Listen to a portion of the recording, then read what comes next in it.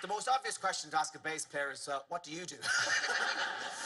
I'm a little nervous tonight, but at least I know who I am. Yeah. You're just off the road. Since November, yeah. In fact, I think we were in the 3 Arena and we were hoping you might come along, so... Yeah, there was awful traffic in out of Galway that night. I wasn't able to make it.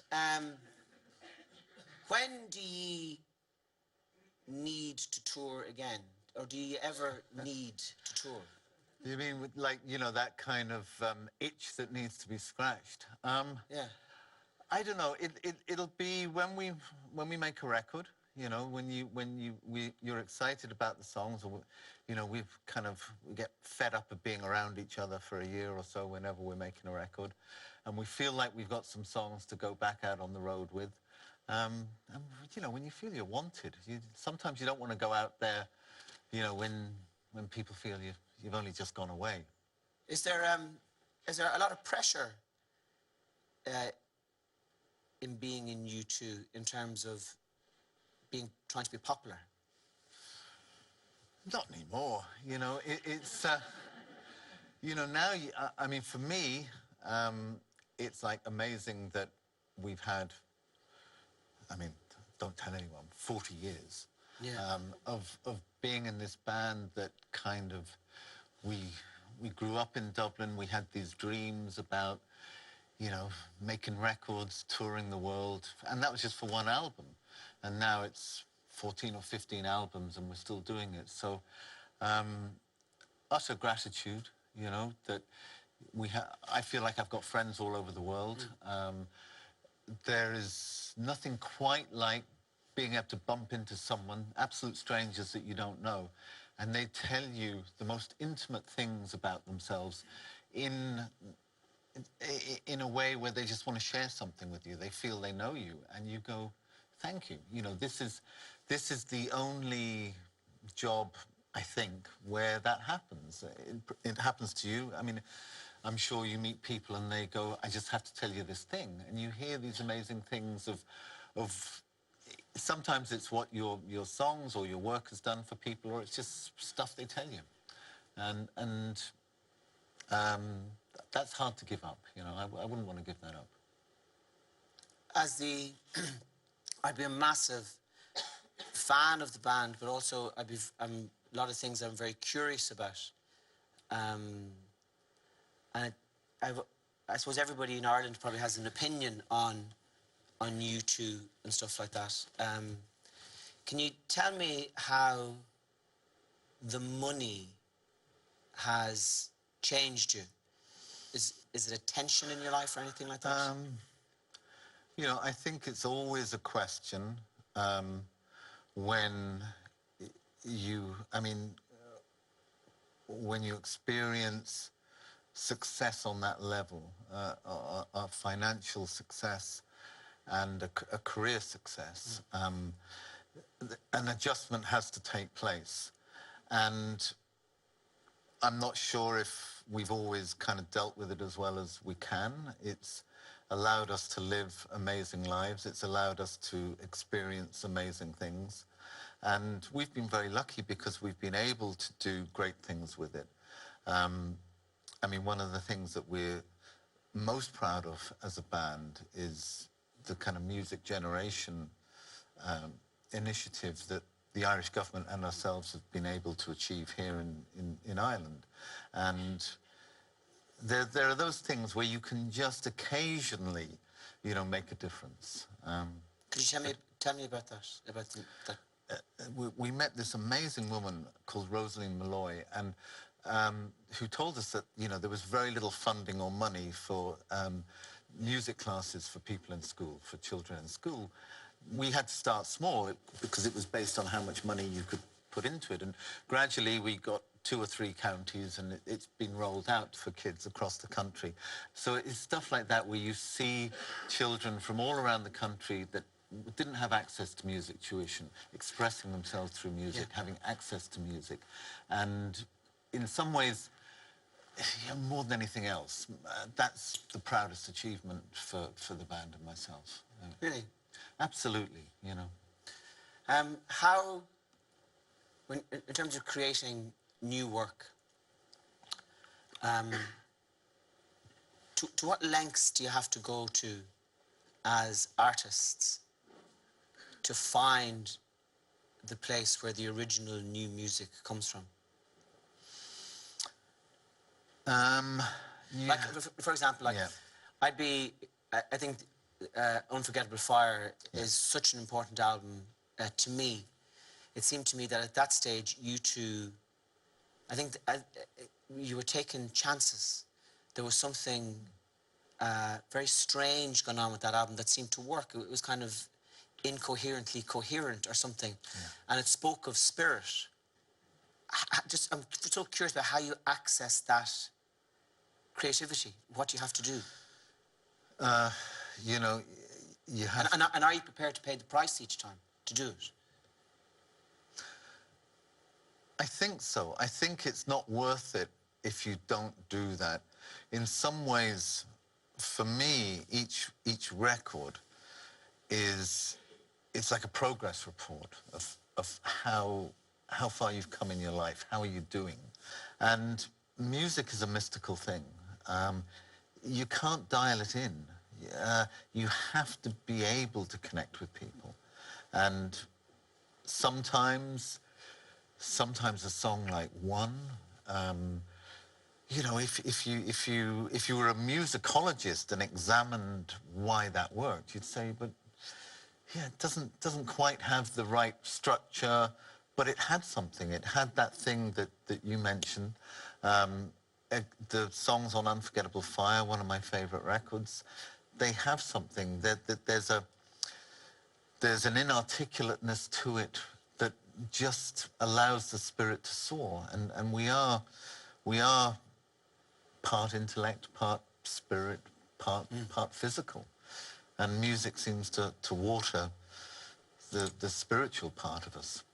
But is there a sense that you put yourselves under an awful lot of pressure to be successful, to be relevant, and that sometimes that desire for commercial success can put too much pressure on the adventure, and that the kind of trying to be successful is a very different adventure to trying to explore? Well, yeah. I mean, we're not part of a knitting circle. You're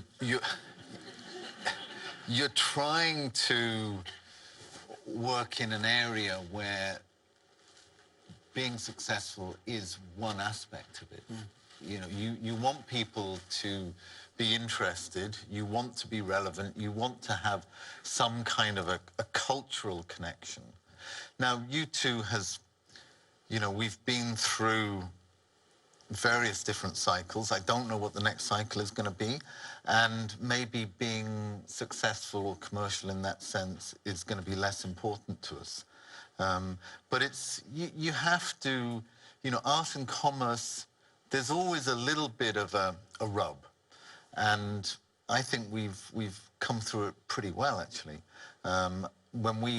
When we put out songs like With or Without You, they were, at the time, they were not obvious songs that the radio was going to play. Yeah. So we do tend to, we try to walk that line of connecting, but also things that that are fresh to your ear. And that is part of the challenge. You know, it's the difference between fine art and commercial art, I guess. Are you, I mean, it's wonderful to hear you speak. You don't often. Well, you know, it's great to be here on my own.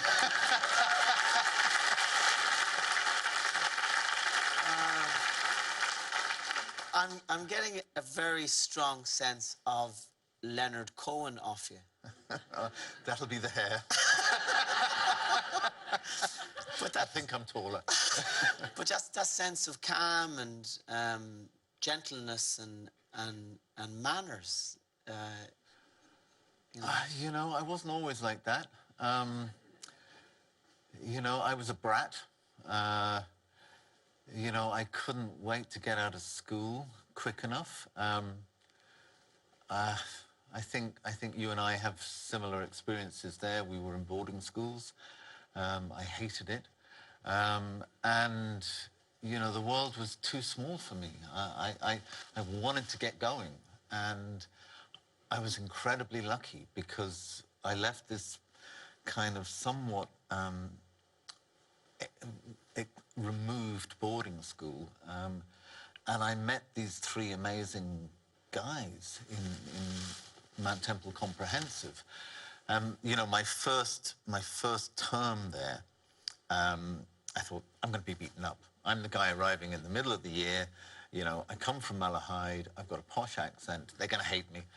And I thought, I'm just going to try and get on with everybody and, you know, make myself stand out a little bit. And I didn't get beaten up too much. I met these three guys. They were interested in forming a band. And it turned out one of them was a great singer, one of them was a great guitar player, and one of them was a great drummer. So we took on the world. I mean, back in 1976 in Dublin, if anyone can remember, you know, it was a dark, grim city. The pirate radio was just beginning to kind of make it seem interesting. It was the 3-day week. It was the petrol crisis. There wasn't a lot going on for you if you were sort of 17 or 18. And we threw ourselves into the band. Because I didn't have any academic ability, I became the manager. Briefly. And we found Paul McGuinness, and then he became the real manager. And we just worked really hard. But we worked really hard at what we believed in, which was that music could be our thing. You know, we could connect with people, and we tried to go to. We looked about going to the UK, and we thought, no, we don't really fit in there. You know, it was all a bit grim and indie, and we thought, no, we go to America. And we sort of leapfrogged, and we focused on America, and we found that, you know, Americans were actually quite nice people, and they had this great music tradition, and they liked Irish people. And we said, okay, we'll spend some time here. And it grew from that. And to go back to your original question, success very much went to my head. I think if you get everything your heart desires by, really, we were making records by the time we were 20. By the time we were 25 and 26, we could pay our rent, no problem. We owned cars, we could travel. And by the time the Joshua Tree hit, we could buy houses. Now, anyone I've met that has experienced success and fame in that way, in those years, it takes them a long time to recover from it.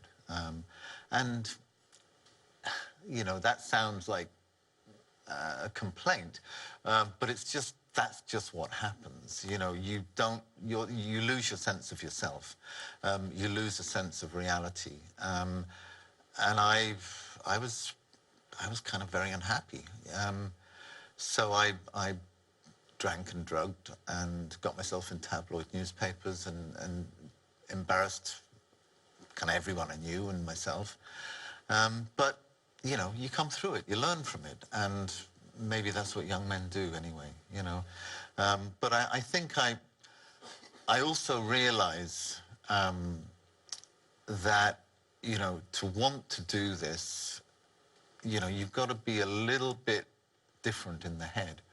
And I find that even though, you know, drink was the main problem for me, even though drink was the thing that brought me down, I still have to really work quite hard at keeping my sanity on and off the road. And my thinking can take me to bad places. You know, my thinking is not always reliable. And again, it's great having three other guys who can kind of check you sometimes, and we check each other. How does that manifest itself, that kind of that dark energy is the wrong word, but that kind of vulnerable, structureless mood? I think it's just the internal talk that happens, and you know, any kind of research I've gone into about addiction, and that sounds like I read lots of books about it. I didn't read lots of books about it, but it seems that addiction, you know, manifests itself in many different ways. Partly it's your family of origin, you know, what happens in your family of origin, you know, whether you were nurtured or whatever. And partly it's whether you had a childhood trauma, and that childhood trauma doesn't necessarily have to be losing a family member or whatever. It can be a number of different things. Yes. And it can perhaps be separation from parents or in other ways. So I think once you have that in your DNA, that you know, you don't feel comfortable, you feel restless, you feel questioning, you feel irritable, you're not sure what to believe. Once you have that programming, it's really hard to undo it. And I think that's what I went out into the world with. Does time on stage give you a break from that? Yeah, I mean, I have to say that the 2 hours on stage when we're performing is great because I know exactly what I'm doing and I know why I'm there. And I don't question it, I don't have time to think about it. It's that old cliche of being totally in the moment. And that's, I can only be doing what I'm doing at that moment. And then, and also you're doing it with these three men that you've known for a long time, and they know you. So that is, again, going back to the very beginning of where we came into this, that is the most amazing thrill. And that is the most amazing reward, to be able to perform concerts. And nowadays I feel like, you know, you two are just the reason why people gather. Once people gather, something else happens. Yeah. You know, there's an event, there's a party, and, you know, we're just the warm-up for that.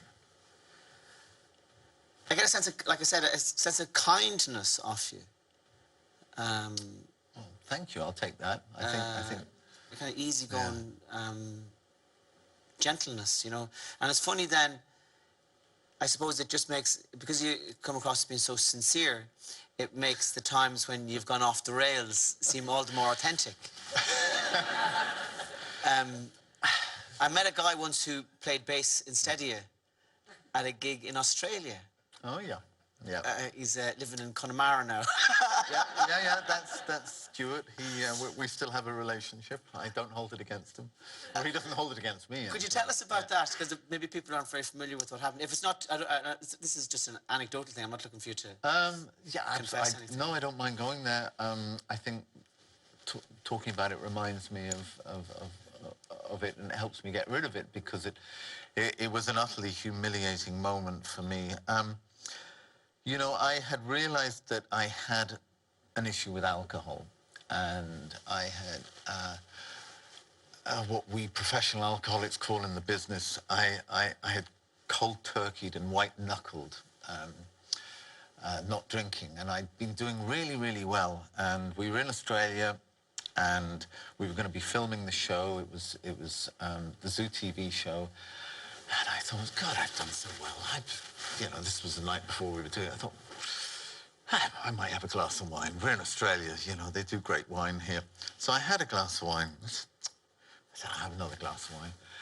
I don't know what happened after that, but I know that about 3 days later, I woke up and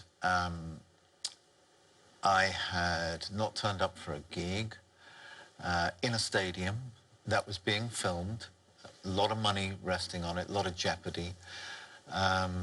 I had, you know, let the guys down, the three guys who had stood by me since the age of 16 and 17. I mean, I'm sure it was unimaginable to them that that could have happened.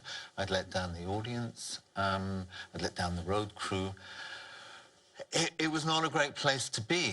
And I mean, if ever there was a moment of realization where you wake up and you go, I have a problem and it's bigger than me and I need some help, that was it.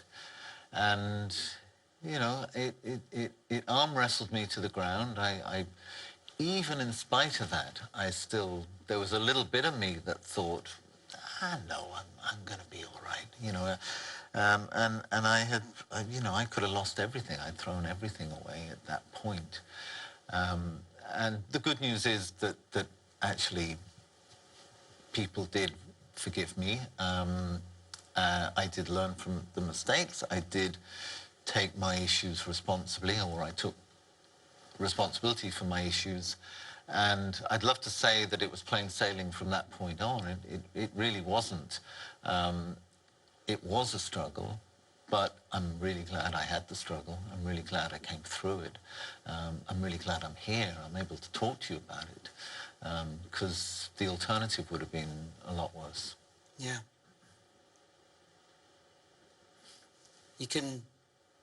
You have to be able to, though, even though it was a high-pressure situation with a lot of jeopardy in it, I mean, it's great to arrive in a place where you can say it was okay and forgive yourself and kind of go, and, you know, rather than punishing yourself for something that happened 30 years ago. You know, how we learn, I guess, for me, learning is how you get over these things.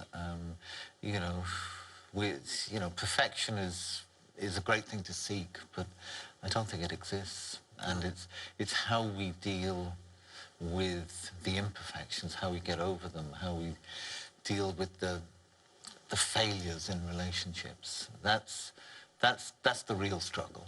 Yeah. It's thank you, because you didn't have to come on this television show. It's not like this is a make or break interview for you and the band. So I want to thank you so much for your the kindness and generosity in coming on the show, but the heartfelt kindness and generosity in speaking. And it's been an absolute pleasure listening. Thank you so much for coming on to the show. Thank you very much. Thank you very much.